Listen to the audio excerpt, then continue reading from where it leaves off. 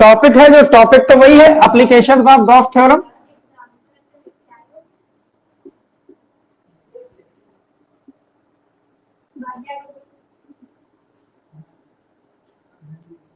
और इसमें question mark है एंड इलेक्ट्रिक डाइपोल के भी।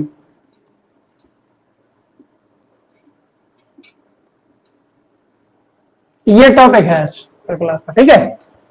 गॉस थ्योरम के क्वेश्चन हम लोग कर चुके हैं, एप्लीकेशन से रिलेटेड और इलेक्ट्रिक डाइपोल, इस पे बेस्ट क्वेश्चन है। तो जो इसका फर्स्ट क्वेश्चन है आज का, लवी अपनी स्क्रीन पर ही देख सकते हो क्वेश्चन, अभी हम फिल करते हैं। चलो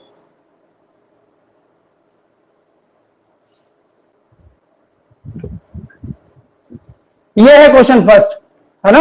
इसमें यार रीड करो जरा, क्या है ये। Two plates each having an area A are kept parallel to each other at a short distance D, यही है ना फर्स्ट।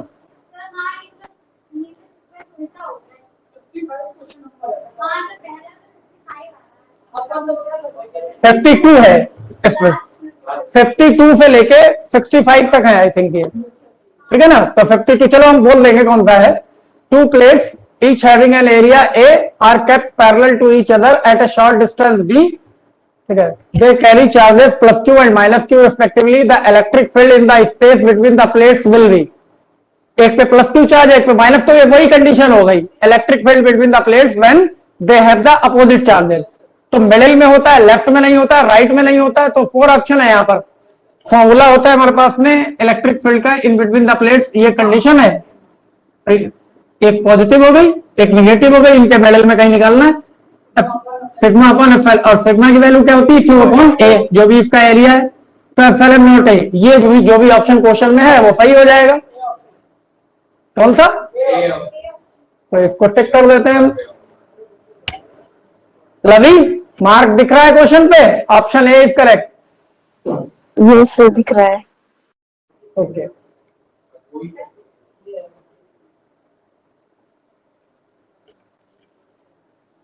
ठीक है, तो ये तो हमारा हो गया फर्स्ट का आंसर ए हो गया। इतना छोटा सा क्वेश्चन है, तो दूसरा क्वेश्चन बिना रब किए रीड किया जा सकता है, तो उसको भी नोटिस कर लेते हैं। नेक्स्ट देख लो सर से।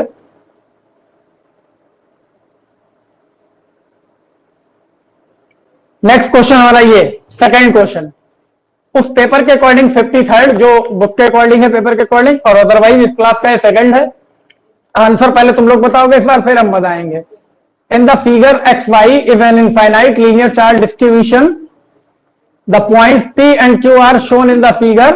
The ratio of the electric field at the points P and Q is, है ना। 4 रेशियो पार्ट है, A में 1:1 है, B में A 1:2 है, और C का 2:1 एंड D का 1:4। जो कंडीशन है वो तुम लोगों को सामने दिख रही है डायग्राम में। और इसको अगर हम एक मिनट सॉल्व करना पड़ेगा। लवी वापस आ जाओ बोर्ड पे।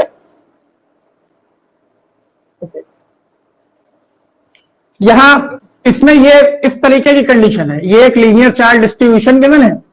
इस पर यहां पर 2 पॉइंट है, यही है ना क्वेश्चन में, P एंड Q, और यहां पे A डिस्टेंस पे है, ये मतलब ये पैरेलल लाइन है इस लीनियर चार्ज डिस्ट्रीब्यूशन के, ठीक है।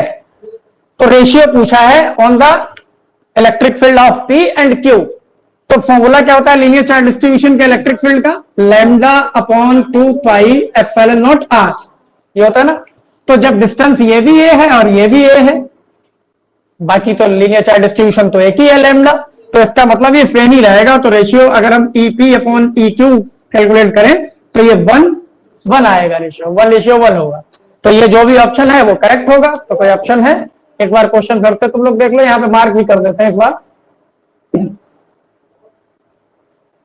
क्वेश्चन सेकंड पे तो कौन सा ऑप्शन है, ए ऑप्शन है इसका भी, ठीक है। फर्स्ट वाला करेक्ट है।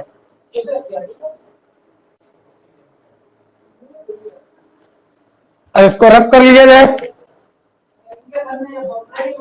कौन सा, ये वाला, ये तो बेटा 2 ही तो सिलेबस में रह गए हैं तुम्हारे एप्लीकेशंस, एक ये वाला और दूसरा कौन सा है नितिन बताओ।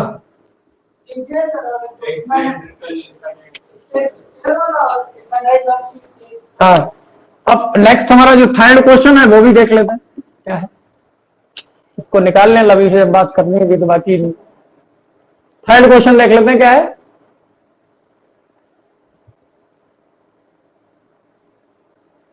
ये है, ठीक है, टू पैरेलल इनफाइनाइट लाइंस। अब सीक्वेंस नहीं है ना, कोई डिस्टर्बेंस तो नहीं तुम लोग का। Two parallel infinite lines charges with linear charge density plus lambda coulomb metre and minus lambda coulomb meter are placed at a distance 2r in a free space. The electric field intensity midway between the two line charges is A option given है, be given है, जो भी given है।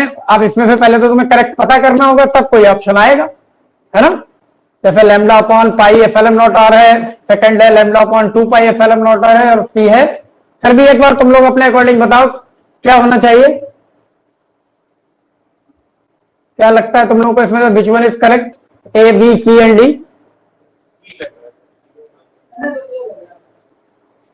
किसी को सी लग रहा है, किसी को ए लग रहा है, या नहीं होगा? ओके, लवी तुम्हें भी कुछ लग रहा है बेटा, कौन सा हो सकता है? मुझे क्वेश्चन नहीं समझ में आया। क्वेश्चन ये है कि दो लीनियर चार्ज हैं, जैसे लीनियर डिस्ट्रीब्यूशन है। वापस आते हैं, पहले क्वेश्चन अंडरस्टैंड कर लेते हैं। थर्ड क्वेश्चन है, इस तरीके से दो चार्जेस लीनियर डिस्ट्रीब्यूशन है, मतलब जैसे कि इस पे डिस्ट्रीब्यूट है चार्ज, ठीक है, और इस पे डिस्ट्रीब्यूट है, डेफिनेटली निगेटिव ही होगा। एक का लीनियर चार्ज डेंसिटी है लैम्डा और दूसरे की है माइनस लैम्डा, और इनके मिडिल में कहीं पर भी इलेक्ट्रिक फील्ड की वैल्यू लिखनी है, जिसके हमारे पास में ऑप्शन जरा नितिन एक बार रीड कर दो। Lambda upon pi epsilon naught R है, ये डिस्टेंस 2r गिवन है, और दूसरा ऑप्शन है B 2 pi epsilon naught R है, और C 0 2 lambda upon pi epsilon naught R. अब लग रहा है लवी इसमें से कोई अब क्वेश्चन समझ में आया? लवी ये सब आ गया। अब कोई ऑप्शन लग रहा है इसमें से? तो डी वाला लग रहा है। अच्छा, एक को बी लग रहा है, एक को डी लग रहा है। अब देख लेते हैं सही क्या है, ठीक है, लवी चेक करो। अच्छा ठीक है, अभी देख ले। सबसे पहले अभी लास्ट क्वेश्चन में हमने यही टॉपिक यूज किया, इलेक्ट्रिक फील्ड को लीनियर चार्ज डिस्ट्रीब्यूशन। अगर हम इसके मिड वे पे कह रहे हैं, ये मिडिल पॉइंट लेते हैं पी, तो सबसे पहले ये इसका मतलब इस पे डिस्ट्रीब्यूशन ऑफ चार्ज क्या होगा, पॉजिटिव, और इस पे होगा निगेटिव। इलेक्ट्रिक फील्ड जो होता है पॉजिटिव चार्ज की वजह से हमेशा अवे फ्रॉम दैट ऑब्जेक्ट होता है जिस पे भी पॉजिटिव चार्ज है, और निगेटिव चार्ज अगर किसी ऑब्जेक्ट पे है तो उस पे इलेक्ट्रिक फील्ड का डायरेक्शन खुद उसकी तरफ होगा, टुवर्ड द निगेटिव चार्ज। तो ये वाला जो इलेक्ट्रिक फील्ड मिडवे पे कोई पॉइंट है वहां डेवलप करेगा, वो इस डायरेक्शन में होगा, और निगेटिव वाले का तो खुद उसकी तरफ होता ही होता है। इसका मतलब दोनों की वजह से इलेक्ट्रिक फील्ड किधर है, सेम डायरेक्शन में है। अब एक लीनियर चार्ज डिस्ट्रीब्यूशन की वजह से अभी हमने लास्ट क्वेश्चन में यूज किया 1/2 एप्सिलॉन नॉट आर, क्योंकि ये डिस्टेंस भी तो आर ही होगी, पी पॉइंट पे मिडवे पे है, और दूसरे की वजह से भी lambda upon 2 pi epsilon naught R. तो हाफ ये है, हाफ ये मिलके 1 हो गया, तो ये हुआ lambda upon pi epsilon naught R. तो ऑप्शन ए इज करेक्ट, है ना। मैदान कोई प्रॉब्लम तो नहीं है क्वेश्चन में, क्लियर है? तो कॉन्सेप्ट भी साथ साथ में अंडरस्टैंड करते हैं, मार्क कर देते हैं उस क्वेश्चन को वापस में। थर्ड था ना इसमें है ये नहीं, मतलब ऑप्शन नहीं, ये क्वेश्चन थर्ड था ना हमारा। तो इसको यहां से मार्क कर देते हैं तो टिक भी हो जाएगा।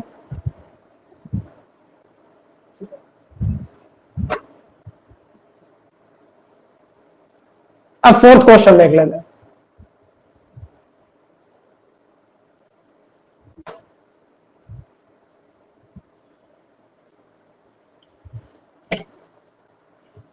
फोर्थ क्वेश्चन में फिर से तुम लोग अपना नेक्स्ट है कंटिन्यू है, अब हालांकि सीक्वेंस चेंज हो गई होगी। Two equal and opposite charges, two यही है ना question, 2.0 micro coulomb and are situated at a distance 3 centimetre, its electric dipole movement will be. इससे भी कोई क्वेश्चन नहीं हो सकता। इसमें 4 ऑप्शन सामने दिख रहे हैं, A B C D. 6 coulomb into metre, 6.0 into 10⁻⁻8 coulomb metre, D 12 coulomb metre and 12 into 10⁻⁻8 coulomb metre. तो जो चार्ज गिवन है वो कितना है 2 माइक्रो कूलम। माइक्रो का मतलब इसको मैं 10⁻6 से मल्टीप्लाई करना है। ठीक है, वापस आते हैं, मेरे क्वेश्चन तो देख ही लिया हम लोगों ने। जो भी ऑप्शन है 4 ऑप्शन दिए हैं, तो हमारे पास में चार्ज कितना है 2 मीन्स 2 इंटू 10⁻6। एक मिनट सॉल्व भी कर लेते हैं इसको क्वेश्चन। वैसे तो सिंपल है, आंसर ऐसा ही पता चल रहा है, लेकिन फिर भी एक बार देख लेते हैं। क्योंकि वैल्यू है 2 इंटू 10⁻6 कूलम हो गया, ये डायरेक्ट कन्वर्ट करने पे जो सेपरेशन गिवन है इसको हम 2a बोलते हैं। कितना है 2 सेंटीमीटर 3, तो 3 इंटू 10⁻2 मीटर हो गया। और डाइपोल मूवमेंट होता है Q इंटू 2a। ठीक है, तो क्या हो गया 3 to 6 इंटू 10⁻8 कूलम मीटर। तो ये जो भी ऑप्शन है वो करेक्ट होगा। कौन सा ऑप्शन है ये, इसको भी मार्क कर देते हैं, 4th था ये, इसमें ऑप्शन बी था 6 इंटू 10⁻8 कूलम मीटर। लवी कोई प्रॉब्लम है इसमें? No sir, no sir.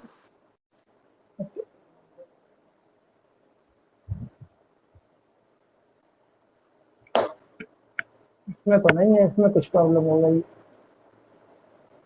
Fix हो गया सर नहीं है।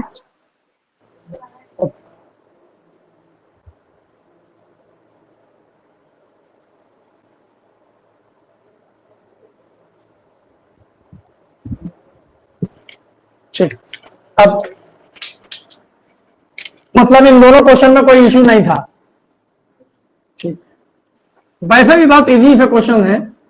एग्जाम में जाके पता नहीं तुम लोग क्या करते हो, क्वेश्चन मोस्टली इजी आते हैं। एक आध क्वेश्चन ऐसे होते हैं जो थोड़ा ज्यादा सोचना पड़ता है लोगों को, लेकिन वहां जाके थोड़ा सा एक्स्ट्रा स्ट्रेस ले लेते हो, इसलिए हो जाता है। नेक्स्ट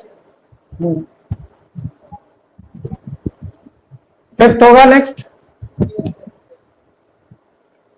ये है the torque acting on the dipole movement vector P is an electric field E is.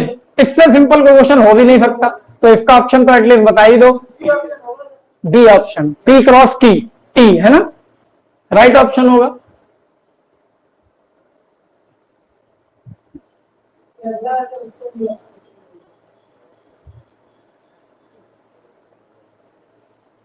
तो फिफ्थ क्वेश्चन का कौन सा ऑप्शन बताया तुम लोगों ने? आंसर बी ऑप्शन होगा। और ये क्या लिखा जाएगा P क्रॉस T टॉर्क। इसका सही फॉर्मूला भी ऑलरेडी तुम लोगों को मालूम है, ओपन करते तो P sin थीटा आ जाता है, मैक्सिमम मिनिमम की कंडीशन भी होती। तो ये हो गया फिफ्थ।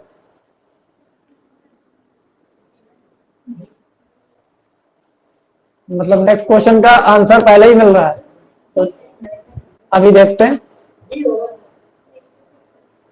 नेक्स्ट सिक्स होगा ना, ये क्वेश्चन है electric dipole movement is a vector whose direction is. A part में है फ्रॉम नॉर्थ टू साउथ, इसका तो कोई मतलब ही नहीं है डाइपोल में, क्योंकि यहाँ मैग्नेटिक डाइपोल तो है नहीं। B part from south to north, इसका भी कोई मीनिंग नहीं हुआ। From positive to negative charge, ये होता नहीं है, तो D negative to positive charge, मतलब डी ऑप्शन इसका करेक्ट होगा। तो ये यहीं से बताया जा सकता है, इसमें कोई ऐसा ही हाँ, तो कहीं ना कहीं तो इतने सारे क्वेश्चन तुम लोग कर चुके हो, तो कर ही चुके होगे। ये सिक्स था, ओके, मतलब ये जो लास्ट क्वेश्चन हम किया वो सिक्स था, तो नेक्स्ट सेवेंथ होगा, है ना। सेवेंथ भी देख लेते। करा तो हम सब कुछ चुके हैं, तुम लोगों ने कितना किया बस ये चेक करना है।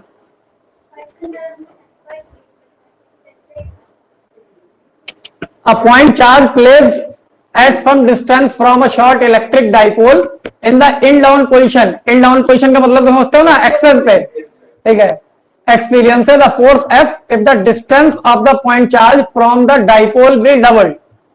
Then the force become, क्या लग रहा है तुम लोगों को? 2F, F/2, F/4 and F/8. D होगा पक्का? कंडीशन देख लो, समझ भी लेते हैं। ये डाइपोल है -q प्लस q से, यहां से इसके सेंटर से x डिस्टेंस पे एक्सेस पे कोई पॉइंट P है जहां पर चार्ज, इसका मतलब यहां पर कोई इलेक्ट्रिक फील्ड डेवलप करेगा ये, और यहां पर जो फोर्स लगेगा वो कह रहे हैं एफ है, मतलब क्यू ई होगा।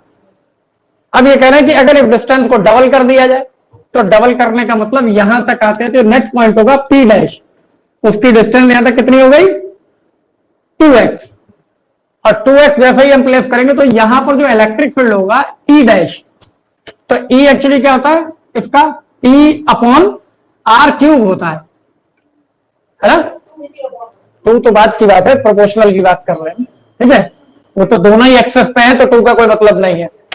टी अपॉन आर क्यूब होता है, और पहला वाला x था, दूसरा वाला 2x था, उसके अकॉर्डिंग तो यहां पर अगर f लग रहा है तो यहां पर क्या लगेगा q f dash q e dash होगा, और उस e डैश की वैल्यू में जब जैसे ही हम x के प्लेस पे 2x प्लेस करेंगे, बाकी तो 2 तो सेम ही रहेगा, तो क्या होगा 2r होल क्यूब मीन्स 8, तो 8 हो जाएगा वो इलेक्ट्रिक फील्ड, 8 टाइम्स हो जाएगा इसका, ये इसका मतलब ई डैश का जो रिलेशन हुआ वो क्या हो गया क्यू, और ई का 1/8 टाइम्स हो गया क्यू ई अपॉन 8, तो फोर्स भी कितना होगा एफ डैश जो होगा वो फाइनली एफ अपॉन 8, और ये ऑप्शन है हमारे पास में डी शायद, है ना।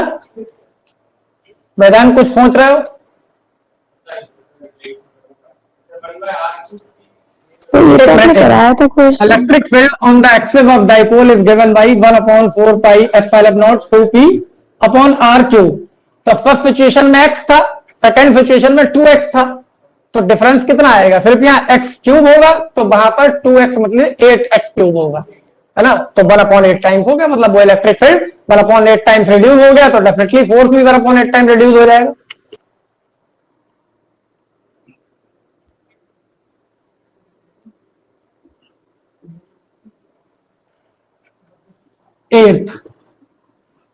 एर्थ वाले को भी शेयर कर लेते हैं।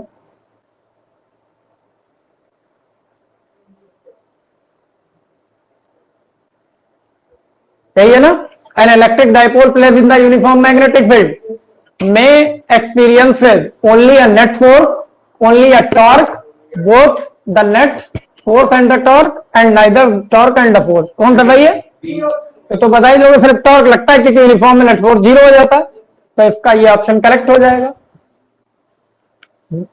डी, ठीक है।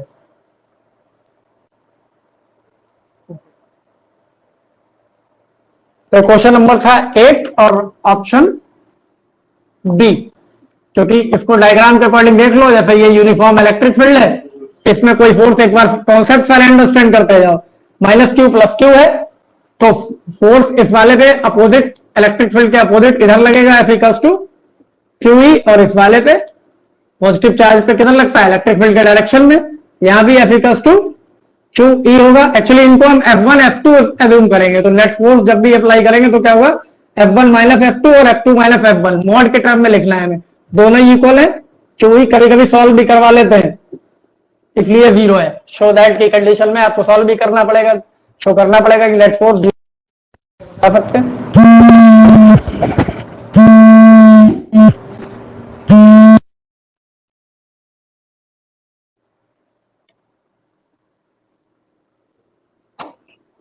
इसके बाद होगा हमारा 9th, मतलब 2 क्वेश्चन और रहेंगे इसमें, तो बात करते हैं 9th को देख लेते हैं क्या है।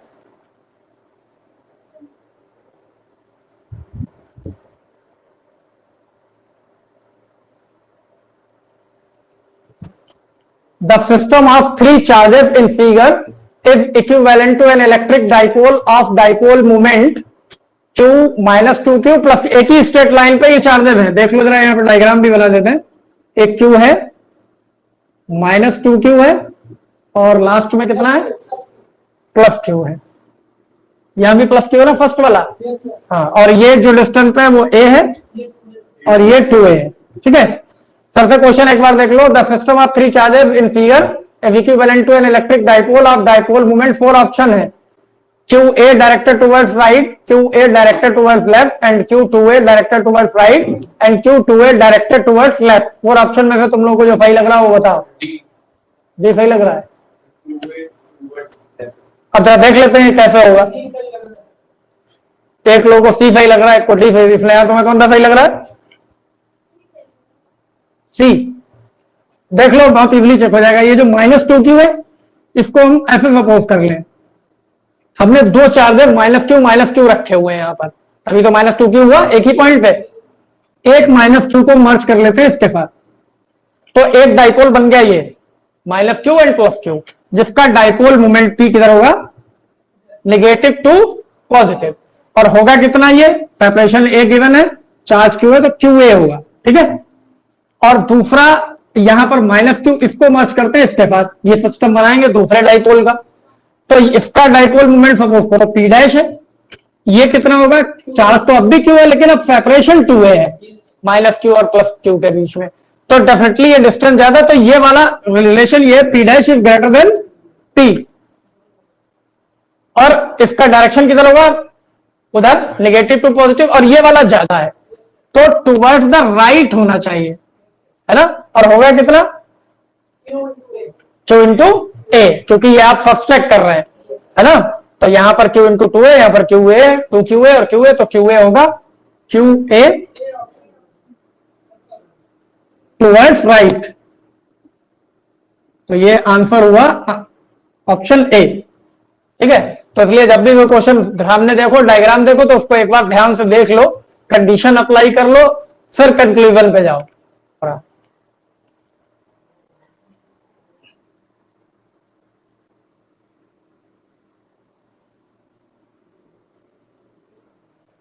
और जो 10th है हमारा क्वेश्चन, वो भी देखते हैं।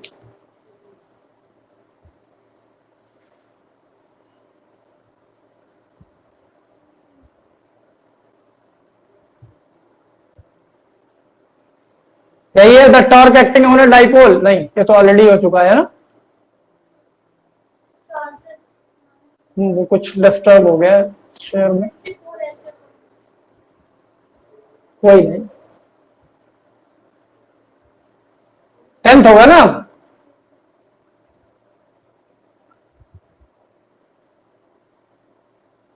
क्वेश्चन रीड करो जरा इसमें,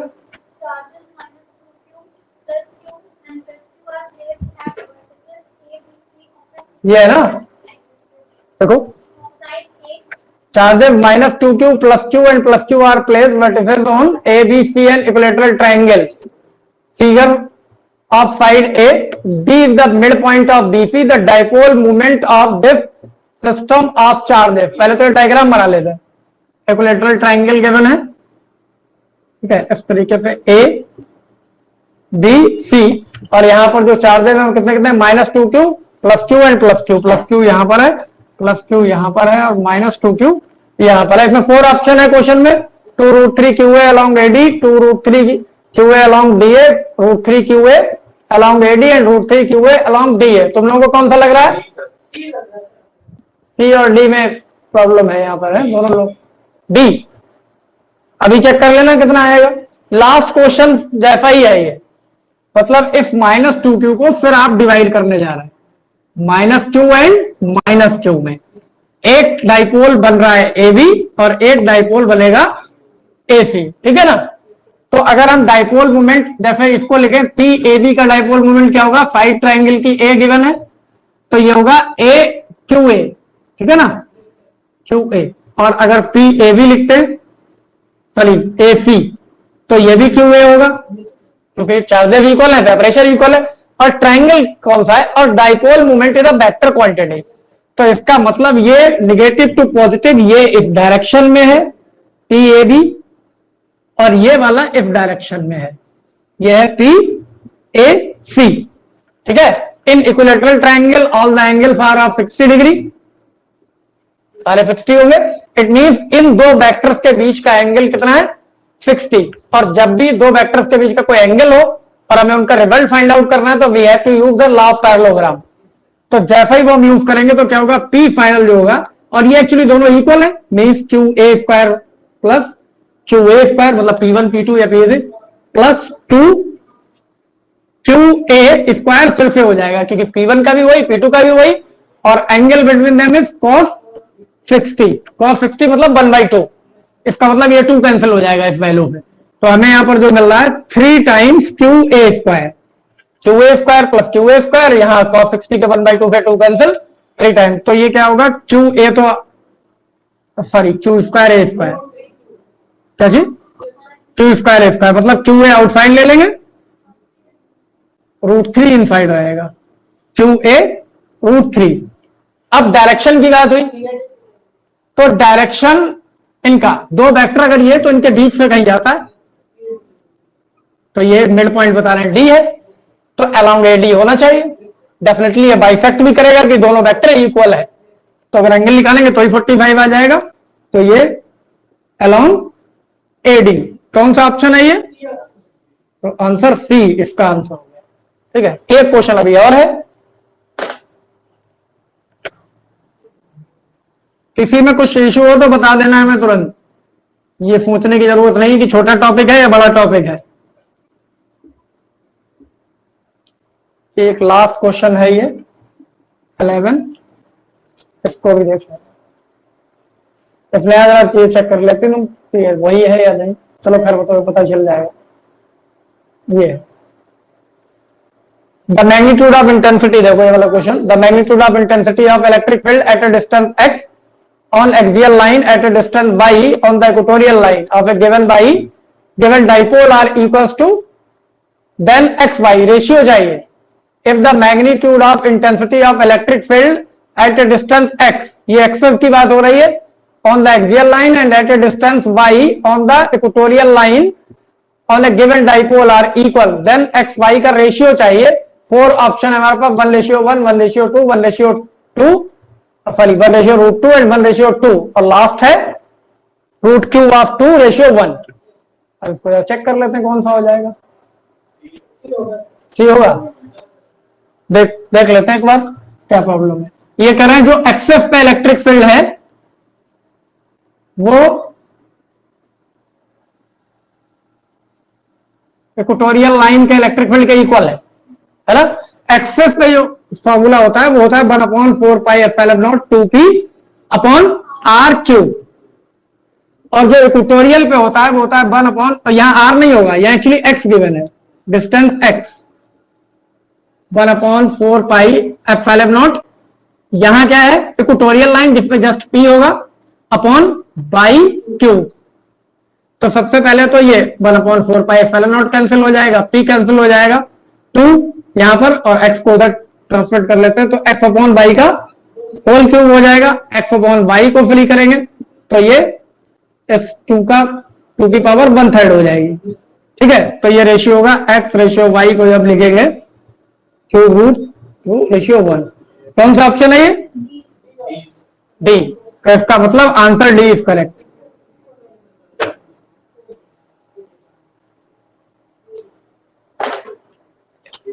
इक्वल कंडीशन गिवन है ना, लवी से पूछ लेते हैं। लवी के विजुअल प्रॉपर है, क्योंकि इस मार्कर की इंक हमें लगता है धोखा दे रही थी थोड़ा सा।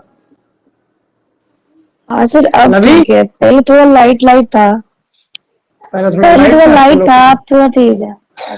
हाँ तो बोलना चाहिए था ना बेटा, ये तो क्योंकि यहाँ पे तो हमें सब कुछ अच्छा दिख रहा है। नहीं सर, वो ठीक है, दिख रहा है तो कोई बात नहीं, आंसर डी है इसका। और ये आज का फिलहाल लास्ट क्वेश्चन था।